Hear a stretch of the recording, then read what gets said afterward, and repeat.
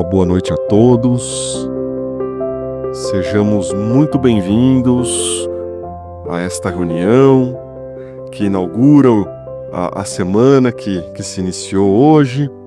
Que todos possamos encontrar aqui a paz e o amor de nosso Mestre Jesus. Vamos então continuar falando sobre o capítulo de número 5 de O Evangelho segundo o Espiritismo, capítulo intitulado Bem-aventurados os aflitos. E o tópico de hoje é causas atuais das aflições. Podemos dizer que a certeza da reencarnação, a certeza de que o nosso espírito terá a oportunidade de estagiar mais de uma vez no plano material, podendo reunir condições de se depurar, de atingir a perfeição, é para todos nós motivo de acalento, porque nos dá a certeza de que se nós não conseguirmos reunir as condições necessárias para atingir a perfeição numa só existência, teremos outras oportunidades. Mas, por outro lado, esta certeza pode nos trazer uma falsa impressão, a de que todas as nossas aflições, todas as nossas dores, todas as nossas dificuldades que vivenciamos aqui nesta vida, possam ter relação tão somente às vidas passadas. E é um tanto quanto confortável a gente pensar assim, isso é um karma de outra vida, né? Porque agora nós vestimos uma outra roupa, um outro corpo físico, estamos aqui numa nova personalidade, então parece que isso atenua um pouco a nossa responsabilidade e até mesmo, talvez, o nosso complexo de culpa em torno das dificuldades que nós vivenciamos. É claro que há situações, inúmeras delas, nas quais nós podemos sim encontrar uma certa dificuldade de entender a razão de sua ocorrência. Nós podemos, inclusive, ter uma percepção de que não há nenhum fato, nenhuma circunstância que possa ter relação com essa vida, né? Então nós vemos ali uma série de situações, como, por exemplo, alguém que leva um estilo de vida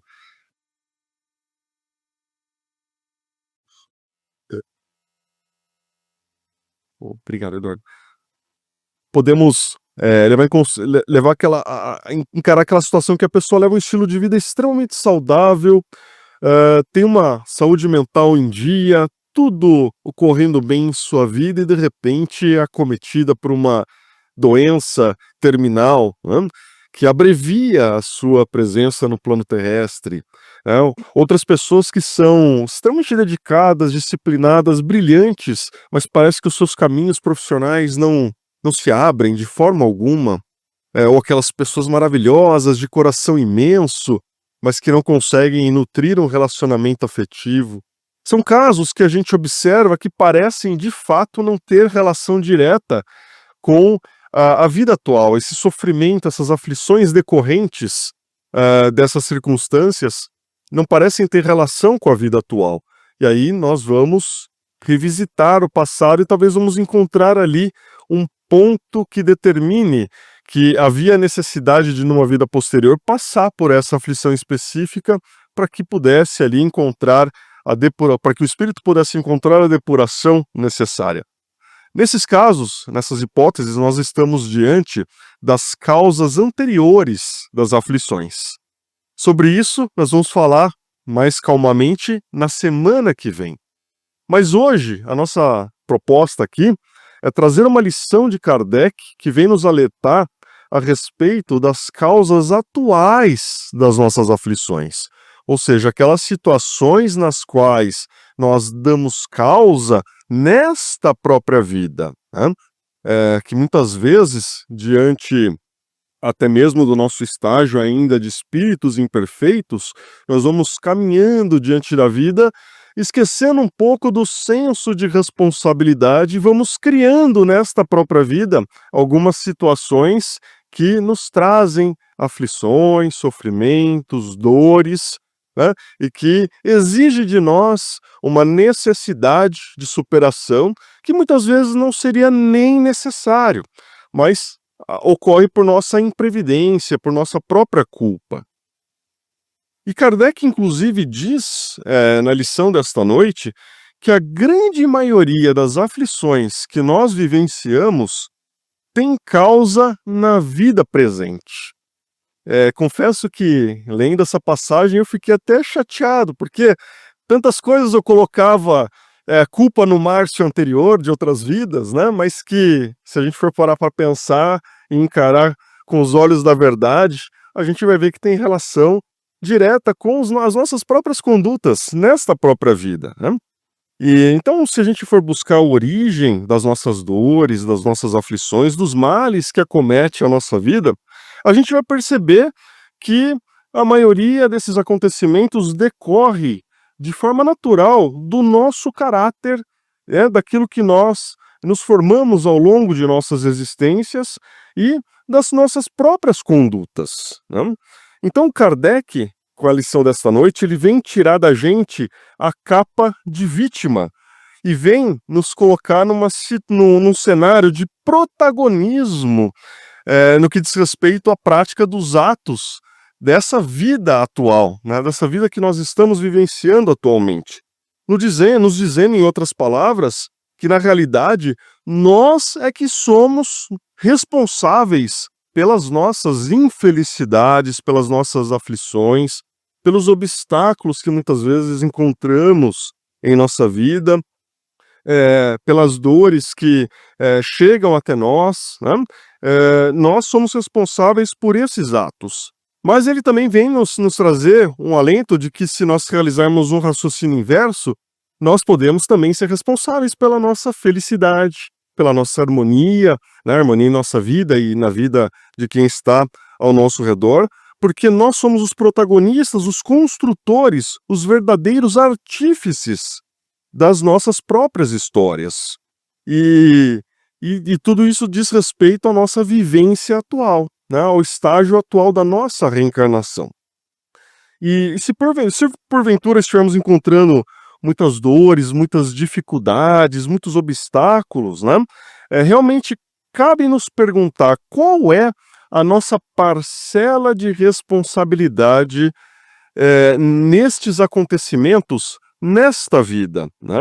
Então, Kardec nos chama justamente para esse exercício de reflexão a respeito da nossa própria vida, da nossa própria existência, para que nós possamos analisar o quanto de participação os nossos atos, as nossas ações, as nossas omissões, os nossos pensamentos, os nossos sentimentos têm de relação com as aflições que estamos vivenciando agora. E as nossas condutas, elas são reveladoras do nosso caráter. As imperfeições morais que ainda carregamos respondem pelos nossos sofrimentos, pelos sofrimentos que também carregamos.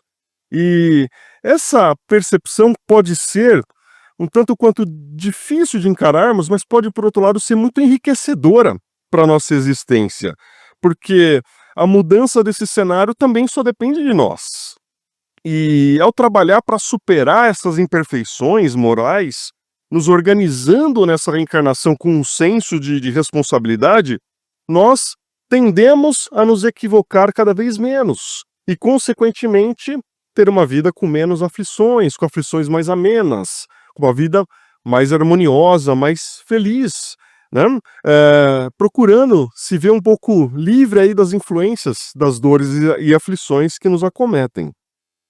E digamos que essa seja a proposta principal da doutrina espírita, que é justamente a de nos educarmos. E uma vez nos educando, disciplinando os nossos atos, os nossos sentimentos, nós temos condições de obter uma elevação de ordem moral e diminuindo as chances de nossa consciência ser pega pelas teias da culpa, do equívoco, do erro, né? E à medida que nós vamos nos conscientizando de que nós somos os responsáveis por nossas aflições e que, de regra, essas dores que muitas vezes carregamos têm relação direta com aquilo que se passa, as decisões que nós tivemos nessa vida atual, nós somos convidados a lançar um olhar sobre nós mesmos. E sem nos colocar na posição de vítima, de injustiçados ou de quem atribui ao outro uma culpa. E ao examinar as nossas próprias aflições, e verificando que delas temos participação direta, fomentada muitas vezes pelas nossas imperfeições morais, nós já damos aí um primeiro passo, que é o passo talvez mais importante, que é o de reconhecer que nós temos realmente participação nessas ocorrências e que há a necessidade de mudança de rota para que nós deixemos de vivenciar essas aflições, essas dores, e possamos vivenciar uma realidade distinta em nossas vidas, né? E até se diz que reconhece o espírita cristão pelos esforços que faz para domar as suas próprias imperfeições. E digo que ser imperfeito não é nenhum demérito. Sou imperfeito com muito orgulho. O que é talvez um pouco desabonador é nós nos acomodarmos na imperfeição, nos mantermos inertes diante de uma situação que nós já sabemos que não é boa para nós. E não mobilizar a força necessária para modificarmos a nossa trajetória, nos comprazermos, digamos, naquela situação que nos é maléfica, nos traz sofrimento e que acaba criando obstáculos para o nosso progresso moral, espiritual, né? Então, quando as dores, as aflições chegam em nossa vida, é justamente para nos incentivar a mudar a rota, a corrigir essa situação, porque senão nós tendemos a permanecer praticando os mesmos atos, sendo egoístas, procurando satisfazer tão somente os nossos interesses, a nossa ambição. Então, a dor, o sofrimento, as aflições são ingredientes necessários para nos mostrar que, olha, esse caminho não é o correto, é necessário refletir, se educar e levar a vida com responsabilidade para que tenhamos um novo rumo, um novo caminho, que lá na frente há de ser mais enriquecedor. Só que é preciso não só muita vontade, muita disciplina, muito esforço para mudar os nossos rumos, né, mudar os nossos caminhos. Eu digo que, na realidade, é necessário principalmente muita coragem, porque é preciso ter coragem para se autoavaliar. É preciso ter muita coragem para se olhar diante de si mesmo, olhar na profundeza das nossas próprias almas e dizer, identificar e apontar aonde estão as nossas imperfeições morais, aonde estão os pontos que nós precisamos, de fato, mudar em nossas vidas. Direcionar o olhar para esse aspecto é extremamente incômodo para todos nós. Da mesma maneira que muitas vezes nos convém vivenciar as etiquetas sociais em que a gente evita mencionar os defeitos alheios, até em nome de uma boa convivência, muitas vezes a gente faz isso conosco também. Em nome de uma boa convivência conosco, para que a gente também não entre num estágio de perturbação mental, a gente vai relevando alguns defeitos que nós temos e que nós já sabemos que são incômodos, mas nós temos dificuldades de admitir. Então é preciso muita coragem para olharmos para nós mesmos e dizer, olha, eu preciso mudar nesse aspecto. Esse comportamento ele se mostra vicioso, exagerado, essa questão se mostra talvez desequilibrada, está me trazendo um prejuízo pessoal, pode estar me trazendo um benefício material, mas um prejuízo pessoal do ponto de vista espiritual. Então é muito difícil nós realizarmos essa avaliação, colocar na balança e principalmente colocar sob o crivo das lições de Jesus, porque em última análise nós estamos sendo encarnados justamente para educar o nosso espírito, para passar justamente por essas situações de aflições, de dores e verificar aquilo que nós precisamos modificar para se colocar no caminho do respeito às leis de Deus, a observância das leis de Deus. Inclusive nos fala, Kardec, lá no livro Céu e Inferno, que para cada imperfeição moral há um sofrimento. Então, se nós tivermos condições de analisar essas imperfeições que cada um de nós carregamos e formos eliminando cada uma delas, a gente já está eliminando um foco de manifestação do sofrimento, né? É claro que a gente vai conseguir eliminar tudo de uma vez, mas um pouquinho por vez, um pouquinho em cada reencarnação, a nossa vida já vai sendo menos aflitiva, já vai sendo mais harmoniosa, já vamos reencarnando para passar mais por provas do que expiações, não é? Porque o nosso espírito já está mais preparado para entender, discernir o certo e o errado e se comportar conforme manda a nossa consciência. Então estamos aqui agora reencarnados nesse processo educativo, justamente para aproveitar as oportunidades e refazer os nossos caminhos, para que as nossas experiências futuras sejam recheadas de menos aflições, que possamos acender a chama que há em nós de crescer, de progredir, de ter experiências de vida que são melhores, mais produtivas, não importando o momento da reencarnação que nós estamos, se no começo, se na madureza, mas que sempre há tempo, sempre há circunstâncias para que a gente possa fazer melhor, né? Sempre há aquela chance, nem que seja a última, de perdoar, nem que seja a última de fazer uma caridade que toca o nosso coração, de fazer algo que nos torne melhor para que a gente retorne ao plano espiritual, sendo merecedores de outras oportunidades e de menos aflições. Então Deus nos deu a oportunidade da reencarnação para que possamos trabalhar pelo nosso progresso espiritual e muitas vezes nós mesmos é que acabamos complicando a coisa, né? Prejudicando, trazendo dores e aflições desnecessárias para as nossas vidas. E sobre esse ponto me lembro de uma passagem muito bonita, muito emocionante que está no livro No Mundo Maior, psicografado por Chico Xavier, um livro que faz parte da coleção do André Luiz, que trata da história do Camilo e do Pedro. Uma história muito interessante. O Camilo era um próspero comerciante de quinquilharias. E certa vez ele recebeu Pedro lá no seu comércio. Ele era um menor abandonado. Então o Camilo acolheu o Pedro, deu a ele abrigo, deu a ele trabalho lá no comércio.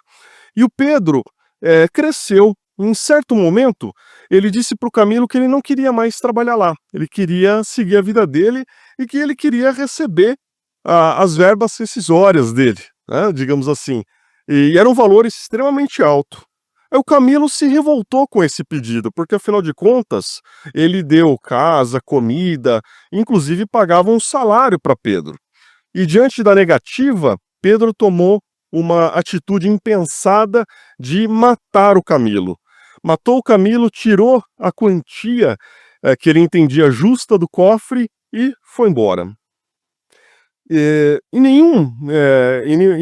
nenhuma forma o Pedro foi responsabilizado por esse ato. A justiça dos homens não conseguiu chegar no assassino, nem conseguiu condenar o Pedro a respeito desse ato de homicídio que ele praticou.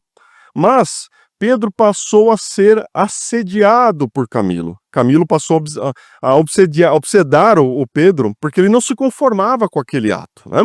E isso começou a trazer uma série de aflições na vida de Pedro. E olha que interessante, aflições desnecessárias, porque Pedro foi acolhido por Camilo. Então por que ele, inconformado com um desajuste ali financeiro, praticou esse ato de homicídio, né? Era algo que não estava no planejamento reencarnatório de nenhum dos dois, né? Foi um ato praticado exclusivamente por Pedro, e isso trouxe consequências para sua vida. Mas ainda assim, Pedro se esforçou, ele prosperou, ele casou com uma mulher de sentimentos nobres e passaram-se 20 anos desde a ocorrência daquele homicídio, né? E Camilo continuou assediando Pedro no plano espiritual, envolvendo-o em suas teias de ódio, com a intenção de obter o desencarne de Pedro, né? E ali ele já estava quase conseguindo atingir o seu intento. Aqui a gente está resumindo, mas a narrativa no livro é muito bonita, vale a pena a leitura. Então ali com as suas teias de pensamento odiosos, Camilo já estava quase conseguindo o desencarne de Pedro, que ele já não conseguia nem levantar da cama. Aí uma benfeitora espiritual se interessou pelo caso e resolveu começar a influenciar o Pedro, para que ele pudesse se arrepender daquilo que ele fez, e foi realmente bem sucedida essa tarefa. Ele se arrependeu, mentalmente ele já estava num outro estágio, numa outra vibração, né? E só que com relação a Camila, ela teve já um trabalho mais difícil, porque ele não conseguia de maneira alguma perdoar o seu assassino, né? Então, também com muito custo, ela procurou convencê-lo, e aí ela teve uma ideia. Ela levou o Camilo uma noite na casa do Pedro, para que ele percebesse ali o cenário, né?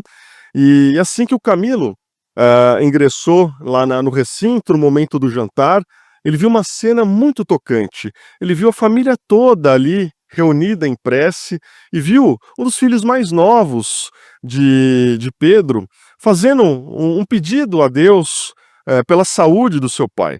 E aquele quadro foi muito emocionante e tocou o coração de Camilo, porque ali ele percebeu que com os atos dele, ele estava atingindo não só o Pedro, mas todo aquele conjunto familiar. E a benfeitora ressaltou que se ele obtivesse realmente êxito em conseguir o desencarne de Camilo, ele iria responder pela falta que aquele pai faria.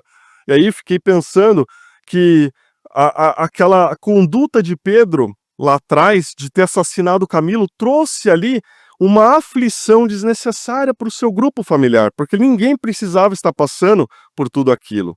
Então, vendo aquela cena muito tocante e descrita de forma emocionante no livro, Camilo modificou o seu pensamento também e parou de obsedar o Pedro a partir dali. E como a justiça divina, a misericórdia divina é exata, tudo aquilo que tinha sido tirado de Camilo iria ser restituído a ele, porque já estaria sendo preparada a reencarnação dele para ser o neto de Pedro, que o encheria de amor e restituiria os bens materiais que foram tirados também, a oportunidade da vida que foi tirada de Camilo lá atrás.